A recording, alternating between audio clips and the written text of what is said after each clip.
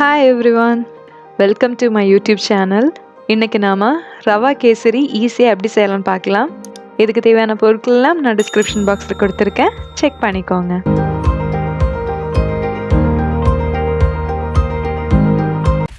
First ரவையை வறுத்து எடுத்துடலாம். அதுக்காக 1 டேபிள் ஸ்பூன் நெய் பேனில் சேர்த்துருக்கேன். நெய் மெல்ட் ஆனதும் 1 கப் ரவா அதில் சேர்த்துக்கோங்க. மீடியம் ஃப்ளேமில் வச்சு ஒரு 3 நிமிஷம் நல்லா ஃப்ரை பண்ணி எடுத்துடலாம்.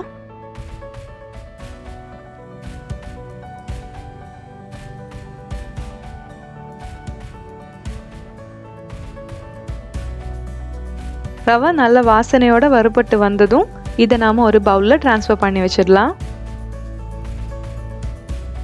இந்த மாதிரி ஆகுறது வரைக்கும் அதை நல்லா வறுத்து எடுத்துக்கோங்க. இப்போது கேசரி செய்ய ஆரம்பிச்சிடலாம். அதுக்காக ஒரு பேனில் 4 கப் தண்ணி சேர்த்துருக்கேன். ரவை 1 கப் எடுத்திருக்கேன், அதுக்காக 4 கப் தண்ணி சேர்த்துருக்கேன்.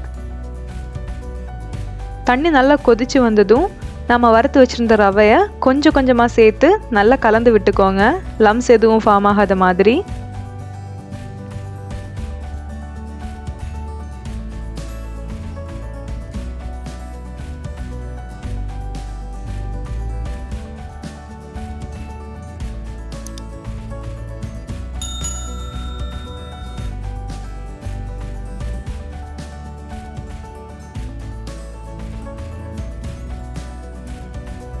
நல்லா லம்ஸ் எதுவும் இல்லாமல் கலந்து விட்டதும் இதை 2 நிமிஷம் மூடி வச்சு குக் பண்ணிக்கோங்க.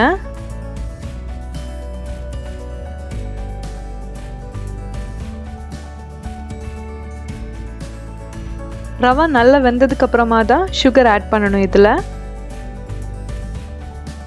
இதை கொஞ்சமாக கலந்து விட்டுட்டு நம்ம சுகர் ஆட் பண்ணிடலாம். நான் 1 கப் சுகர் ஆட் பண்ணியிருக்கேன், கொஞ்சம் கொஞ்சமாக சேர்த்து கலந்து விட்டுக்கோங்க.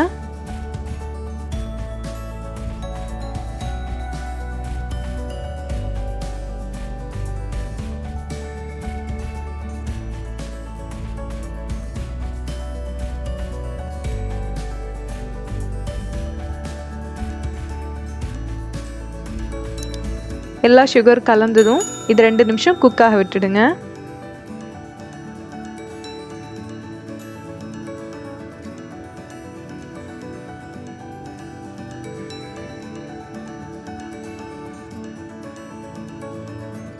இதில் கொஞ்சமாக கேசரி பவுடர் ஆட் பண்ணியிருக்கேன்.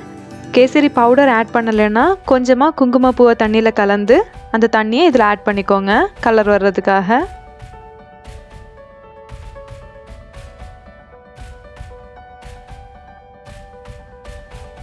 கலர் ஈவனாக நல்லா ஸ்ப்ரெட் ஆகிறது வரைக்கும் நல்லா கலந்து விட்டுக்கோங்க.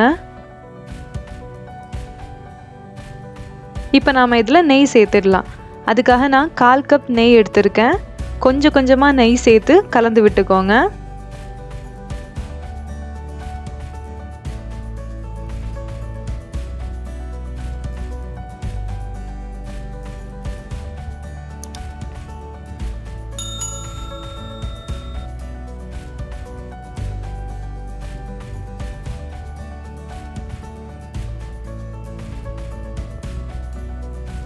இப்போது அதில் ஏலக்காய் தூள் சேர்த்துடலாம்.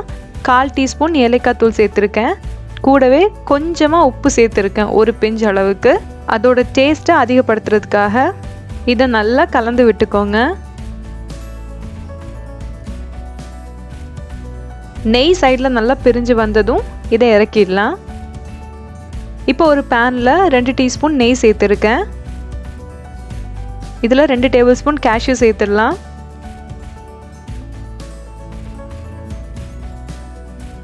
இதை கொஞ்சமாக வறுத்ததும் இதில் 2 டேபிள் ஸ்பூன் ரைசின்ஸும் சேர்த்துருக்கேன்.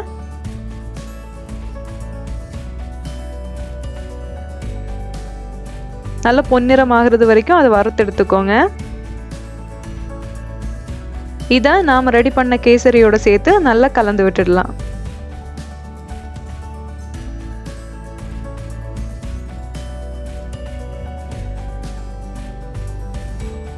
அவ்வளோதான், ரொம்ப சுவையான இந்த கேசரியை வீட்டிலேயே நீங்கள் ஈஸியாக செஞ்சிடலாம்.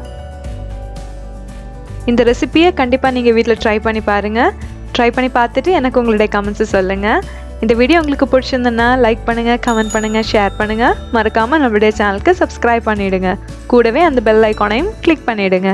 தேங்க்ஸ் ஃபார் வாட்சிங்.